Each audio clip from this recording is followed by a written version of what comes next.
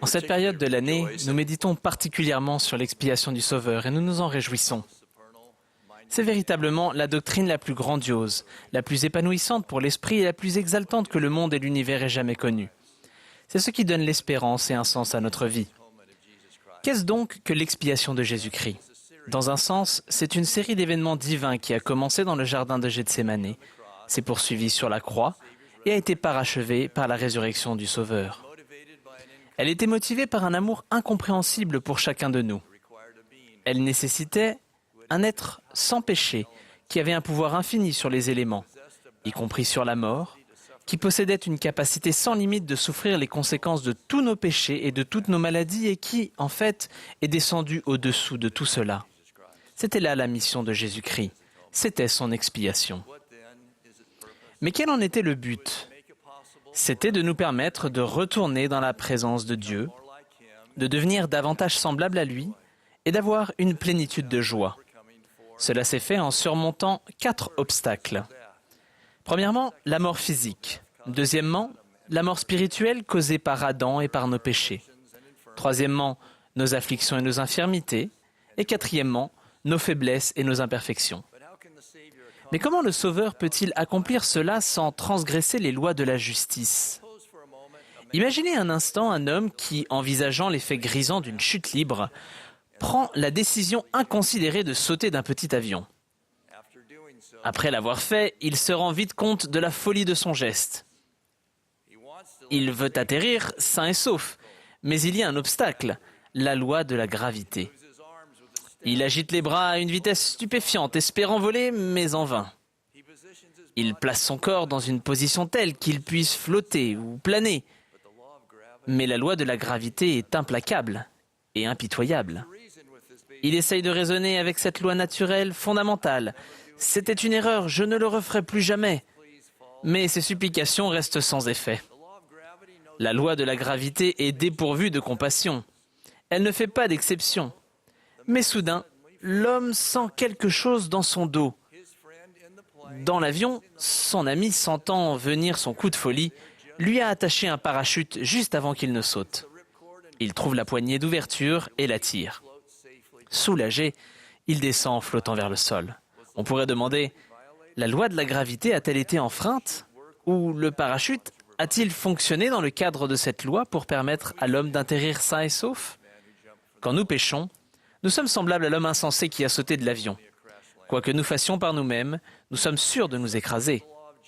Nous sommes assujettis à la loi de la justice qui, telle la loi de la gravité, est stricte et impitoyable. Nous ne pouvons être sauvés que parce que le Sauveur, dans sa miséricorde, nous fournit une sorte de parachute spirituel, par son sacrifice expiatoire. Nous avons foi en Jésus-Christ et nous repentons, ce qui veut dire que nous faisons notre part et tirons sur la poignée d'ouverture. Alors, les pouvoirs protecteurs du Sauveur sont déclenchés en notre faveur et nous pouvons atterrir spirituellement indemnes. Mais cela n'est possible que parce que le Sauveur a vaincu les 4 obstacles qui nous empêchent de progresser spirituellement. Premièrement, la mort. Il a vaincu la mort par sa résurrection glorieuse. L'apôtre Paul a dit « Comme tous meurent en Adam, de même, tous revivront en Christ. » Deuxièmement, le péché. Le Sauveur a vaincu le péché et la culpabilité pour toutes les personnes qui se repentent. Son pouvoir purificateur est si puissant et si pénétrant qu'Ésaïe a promis « Si vos péchés sont comme le cramoisi, ils deviendront blancs comme la neige. » Il m'est arrivé de rencontrer de bons membres de l'Église qui ont du mal à se pardonner eux-mêmes, qui ont innocemment mais incorrectement fixé des limites au pouvoir rédempteur du Sauveur.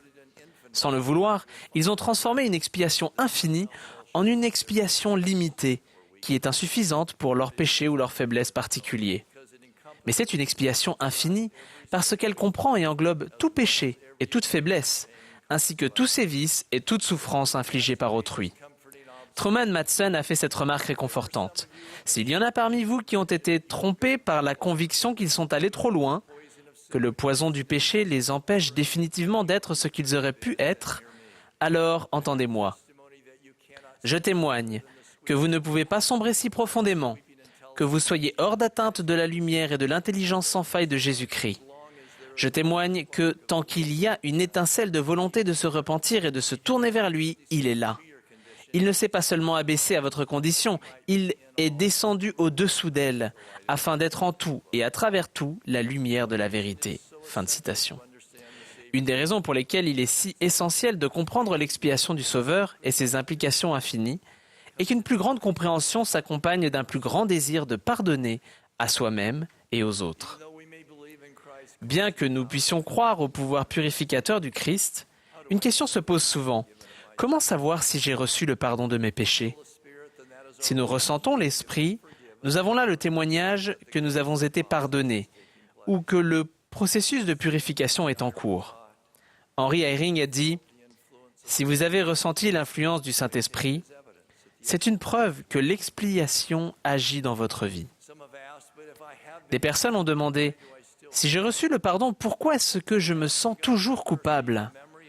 Peut-être que dans la miséricorde de Dieu, le souvenir de cette culpabilité est un avertissement, une sorte de panneau stop spirituel qui, au moins provisoirement, nous alerte quand une tentation similaire se présente devant nous disant « N'emprunte pas cette route. Tu connais la souffrance qu'elle peut t'apporter. » Dans ce sens, elle sert de protection et non de punition. Est-il donc possible de nous souvenir de nos péchés et d'être cependant libérés de la culpabilité? Alma se souvenait de ses péchés, même des années après s'être repenti.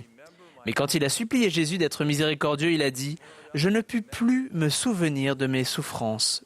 Oui, je n'étais plus déchiré par le souvenir de mes péchés. » Comment pouvait-il se souvenir de ses péchés mais ne pas éprouver de la souffrance ou de la culpabilité? Parce que quand nous nous repentons, nous sommes nés de Dieu. Comme le disent les Écritures, nous devenons de nouvelles créatures en Christ. En étant parfaitement honnêtes, nous pouvons dorénavant dire « Je ne suis pas l'homme ou la femme qui a commis ces péchés passés. Je suis un être nouveau et transformé. » Troisièmement, les afflictions et les infirmités. Alma a fait cette prophétie. Le Christ ira subissant des souffrances et des afflictions et des tentations de toute espèce. Pourquoi? Afin que ses entrailles soient remplies de miséricorde, afin qu'il sache, selon la chair, comment secourir son peuple selon ses infirmités. Comment le fait-il? Parfois, il ôte l'affliction. Parfois, il nous fortifie pour que nous la supportions. Et parfois, il nous donne une perspective éternelle pour que nous puissions mieux en comprendre la nature temporaire. Après avoir croupi pendant près de 2 mois dans la prison de Liberty, Joseph Smith s'est écrié « Ô Dieu, où es-tu » Au lieu de lui accorder une délivrance immédiate, Dieu a répondu « Mon fils, que la paix soit en ton âme. Ton adversité et tes afflictions ne seront que pour un peu de temps. Et alors, si tu les supportes bien, Dieu t'exaltera en haut. » Joseph comprenait maintenant que cette expérience amère n'était qu'un point sur l'étendue de l'éternité. Fort de cette vision améliorée, il a écrit aux membres de l'Église depuis la même cellule de prison. « Frères tendrement aimés, faisons de bon gré tout ce qui est en notre pouvoir. Alors, nous pourrons nous tenir là avec la plus grande assurance pour voir le salut de Dieu. » Grâce à l'expiation du Sauveur, nous pouvons avoir une perspective éternelle qui donne du sens à nos épreuves et l'espérance de notre délivrance. Quatrièmement, les faiblesses et les imperfections. Grâce à son expiation, le Sauveur a un pouvoir habilitant parfois appelé grâce, qui nous aide à surmonter nos faiblesses et nos imperfections, et ainsi nous aide dans notre quête pour devenir davantage semblable à lui. Moroni a lancé cette exhortation. Oui, venez au Christ et soyez rendus parfaits en lui, afin que par sa grâce vous soyez parfaits dans le Christ. Il semble qu'il y ait au moins 2 canaux ou moyens de nous prévaloir de ce pouvoir habilitant qui peut nous raffiner et même nous rendre parfaits. Premièrement, les ordonnances salvatrices.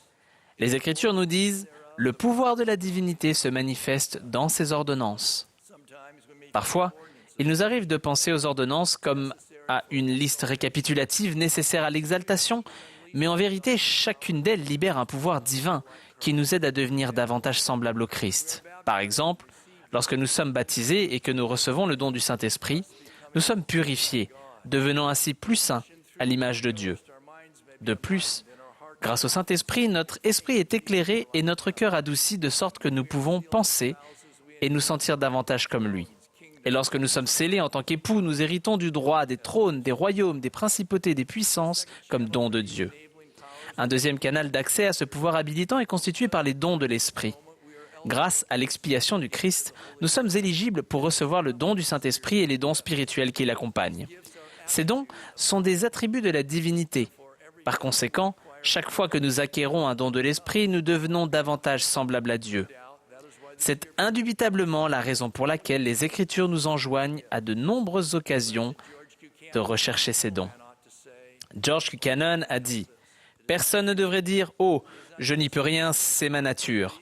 Ce n'est pas une justification, car Dieu a promis de donner des dons qui élimineront nos faiblesses.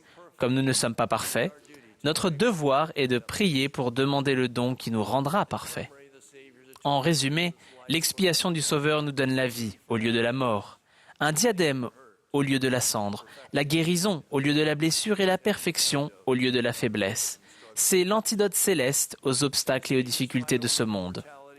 Au cours de sa dernière semaine dans la condition mortelle, le Sauveur a dit « Vous aurez des tribulations dans le monde, mais prenez courage, j'ai vaincu le monde. » Parce que le Sauveur a accompli son expiation, il n'y a aucune force, ni personne, ni événement extérieur, ni péché, ni mort, ni divorce, qui puisse nous empêcher d'atteindre l'exaltation, à condition que nous respections les commandements de Dieu.